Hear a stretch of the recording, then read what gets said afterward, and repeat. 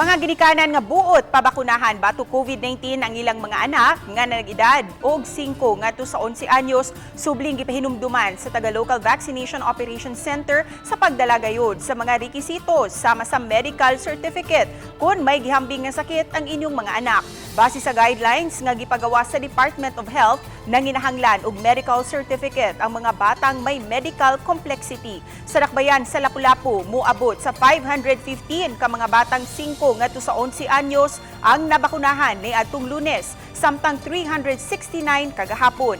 May pipila nga wa mabakunahi human napakyas pagda og medical certificate.